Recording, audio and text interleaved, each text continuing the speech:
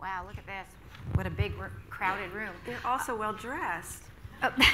Okay, so that was my first question. We're very lucky to have the very glamorous Robbie Myers here with us. And Robbie, my very first question is, Washington has a bad reputation for having style. Everyone says, sorry everybody, this room looks pretty good though.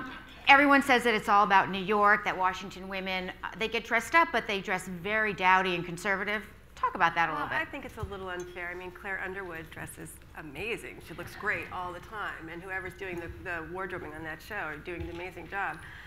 But I really do think that it's unfair. I mean, one of the nice things, this is our 4th year doing this Women in DC Power List. And the women that we honor, among the many things that they do is they project a kind of, great style. And they love the whole aspect of getting dressed and working with Gucci, who is helping us do our event tonight.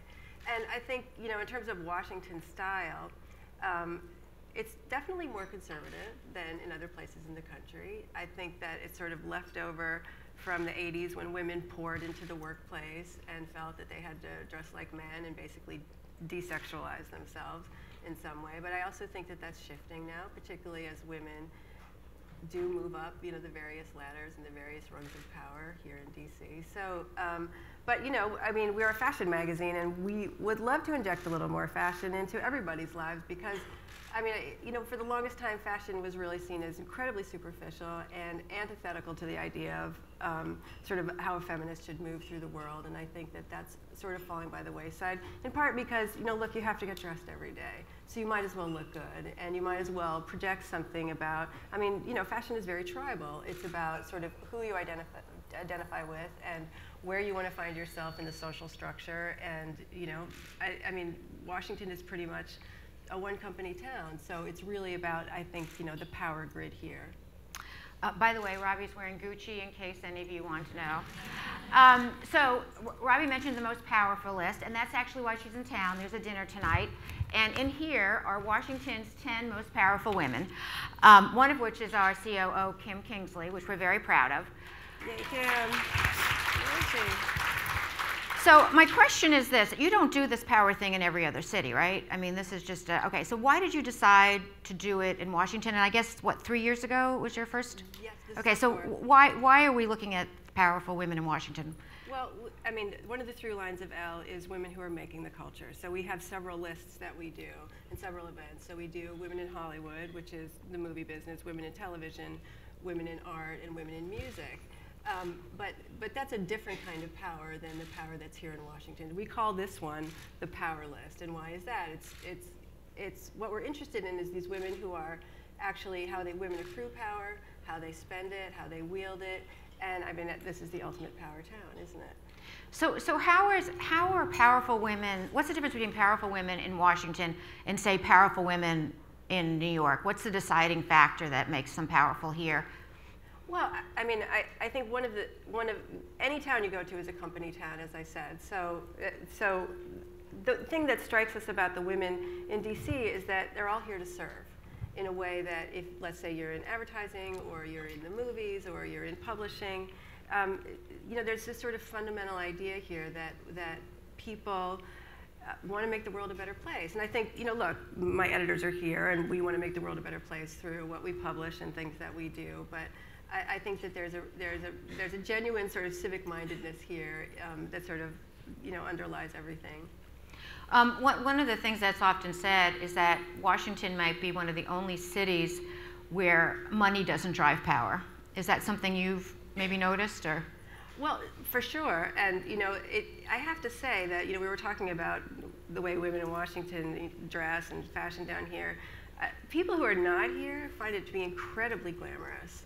And power is incredibly seductive, and there's a reason that Hollywood is in love with Potomac, and vice versa. And everyone thinks Hollywood is so glamorous, but really this is pretty sexy to us.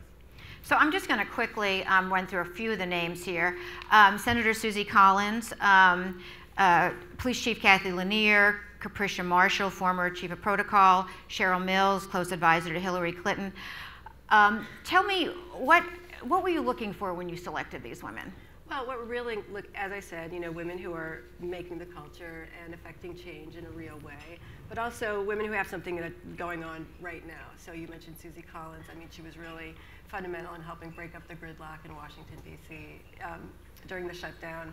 And, Police Chief Kathy, she's amazing. I mean, she was a single mother, and, she didn't go to college. She rose up through the ranks, and she is now the head of a force that has actually brought violent crime down in, one of the biggest cities in the country.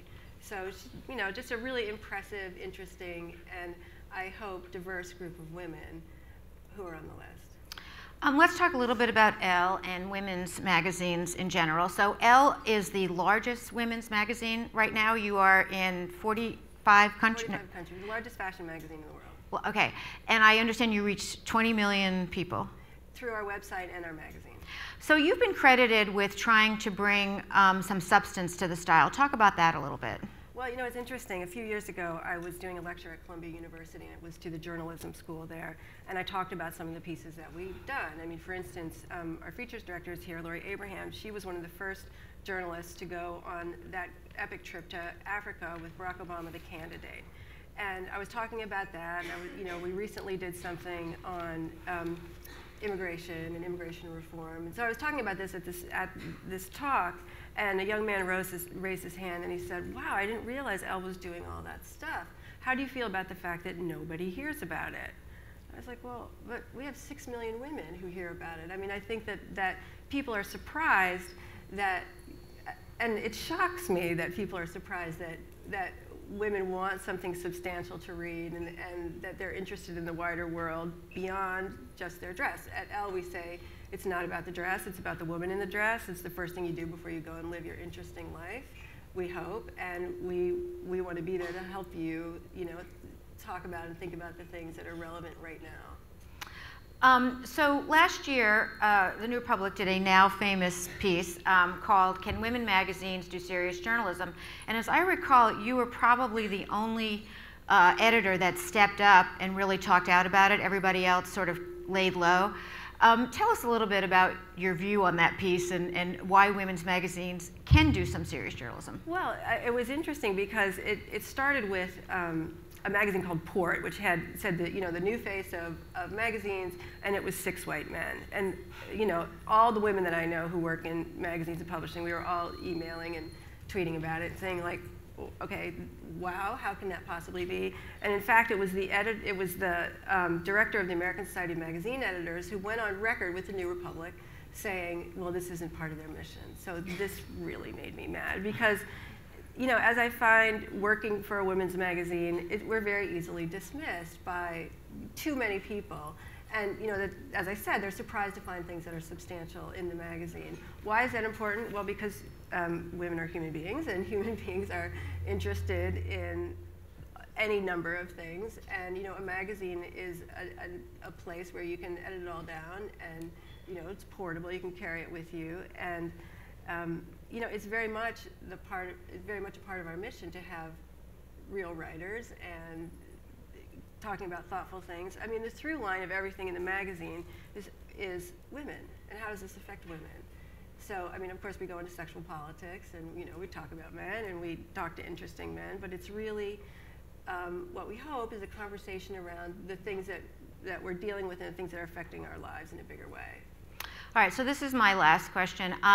We at Women Rule like to have takeaways. We like everybody to take away something. So take a look at your audience and give us 5 fashion tips on how women in Washington who have to dress conservatively can still look very glamorous. 5? Oh boy, okay, I'm sort of on the spot. It doesn't have to be 5, but just give us a few fashion tips. Well, I'll tell you, I just spent a month.